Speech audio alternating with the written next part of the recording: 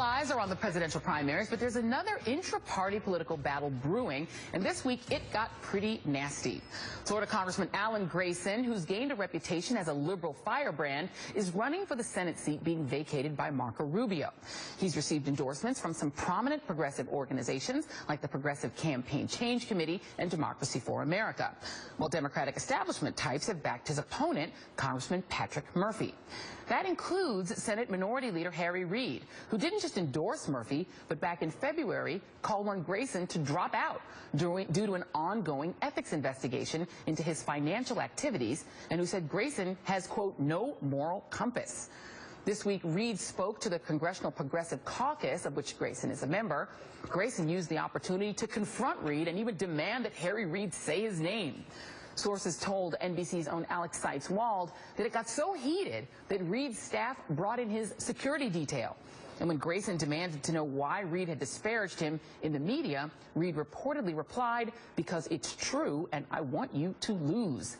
Here's how Harry Reid's office explained the exchange. Quote, Senator Reid has said that Grayson is under ethics investigation and appears to be running a Cayman Islands hedge fund from his congressional office in order to line his own pockets because these things are true, as established by 74 pages worth of evidence from the Congressional Ethics Committee, unquote. Indeed, the Office of Congressional Ethics found that there is, quote, substantial reason to believe that Grayson improperly mixed his official role in the running of fund, including by permitting the fund to use his name while he was a congressman. The committee is investigating further to determine whether Grayson broke any House ethics rules or any federal laws. And joining me now from Orlando, Florida, is Congressman and candidate for the U.S. Senate, Alan Grayson. So, Congressman, thank you so much for being here. I really appreciate it. Let's start with that confrontation with Harry Reid that made so much news this first week. You have to start by correcting. We've got to start with that. You got to start with correcting the record, Joy. We're going to talk about the substance of it. Wait, hold on. We're going to talk about the substance of it. You just did to me, Joy, exactly what Harry Reid tried to do. You smeared me. Okay. No, What actually happened is the Office of Congressional Ethics said that there may possibly have been some violations. They turned that over to the Ethics Committee. The Ethics Committee decided not to form an investigative subcommittee. In every single case where the Ethics Committee decided not to form an investigative subcommittee, there was no official sanction ever. Ever, Joy, ever. This investigation is, in fact, ongoing. You agree with that, right? It's not over. This is not a closed case. It's an ongoing ethics investigation. Joy, listen to me. As I just told you, they decided not to form an investigative subcommittee. In the entire history of the Office of Congressional Ethics involving hundreds of cases, there has never been a case where there was an official sanction where they didn't form an investigative subcommittee. So that's it, Joy. You and Harry Reid both need to stick to the truth. Well, let's stick to the truth. Let's talk about the substance of the allegations, since you don't want to talk about your confrontation with Harry Reid. Let's go and look at I'll talk about that hold on also a second. if you like, I have to actually ask you questions. Sure the record's For this to be a conversation, I have to actually be able to ask you a question, and then you can answer. That way we're having an exchange that people can actually hear and understand. Joy, you're forcing a lot of bad facts and untruths into your questions, and I have to stop you and correct you each time. That's what's actually happening. No, that's not actually what's happening. I'm going to ask you a question, and then we're going to try to get you to answer. I just gave you a good example. So I'm going to show you a doc tear that's going to show you actually the documents from the fund that you created, that your face is on and that your name is on. These are from 2013. Hold on. These are from 2013. I didn't create the documents. They're not from my hedge fund. Is this not from your hedge fund? Because your face is on it, your name is on it. So those are not yours. So what? If you Google my name, you'll see a lot of pictures of me. So you're saying this is not from a hedge fund that you created or had anything to do with? This is not your hedge fund. That's correct. Then someone has created, you're saying someone has created false, phony documents with your face and your name that say Alan Grayson, member of Congress, and you're saying this isn't real.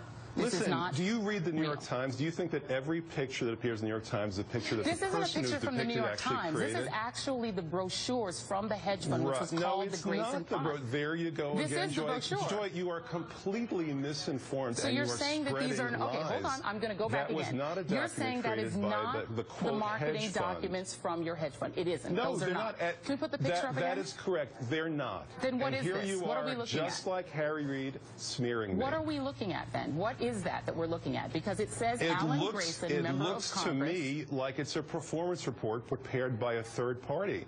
But you just said that it was a document that I prepared and the hedge fund prepared. That's simply not correct. Why would a third party write? Like hold on. Let me read a quote from the same exact document, and it doesn't say it's a third party. It says, we capitalize on markets in turmoil due to economic, political, or natural disasters. This is not a third party report. This is actually a piece of marketing material from the hedge fund. No, it's not. Listen, show me one person who ever actually received that document before you call it marketing. To whom is it marketing? To potential clients, to potential investors in your hedge fund. Nobody has been contacted by my investment partnership since I was elected to Congress. Joy, why do you perpetuate these lies this way? These documents are from 2013. Because this is what, no, actually, this is your hedge fund with your name on it. If you look at the metadata for that document didn't even exist in 2013. But it's dated 2013. That document was created in 2016. It's dated 2013. Go ahead and investigate that. Okay, yes, you're saying, hold on. Isn't that interesting, Joy? Isn't it interesting the document has a date on it 2013 and it wasn't even in existence until 2016? It's a document dated 2013 with your name on Joy, it, with the name of the Grayson Fund. And you're saying that the Congressional Ethics Committee made up this document, that essentially this document that's contained in a 74-page ethics report is invented. No, it's not. It's not in that report. You know, you are this just is what they're coming referring up to with in the report. one lie after another after another. It wasn't in the report. Then what is the report about? What are those 74 pages referring to, sir? What did they write 74 pages about? As I was trying to explain to you, my political opponent had a supporter of his file a spurious ethics complaint against me. It was filed with the Office of Congressional Ethics. The Office of Congressional Ethics is a conveyor belt. It's like the Little League of Ethics. They take virtually everything they receive, they pass it on to the Ethics Committee, which is the major leagues. The Ethics Committee has decided not to form an investigative subcommittee. That's where we are right now. Why do you feel compelled to spread these lies? I feel compelled to read from a 74-page ethics report that is, sir, about you. But you've made some news today. No, you didn't read from the report. You have said that this report is fictional, that the actual photos we showed of the market. You're saying it's not real. But you're saying that the marketing materials are not real. You just showed a document that has a date on it of 2000. They weren't even marketing documents. You just showed a document on that's dated 2000. That it says 2013. The document didn't even come into existence until 2016, according to the metadata on the document. What does that tell you? Okay, you're a journalist. What does that tell you? My last question to you, sir, is that the other allegation in the 74-page report was that a member of your congressional staff actually worked on as a part of this fund. Did they? Did anyone from your congressional staff do any work on this hedge fund? I have one employee who works for the fund 1 day a week. She works for the government 4 days a week. She's paid accordingly.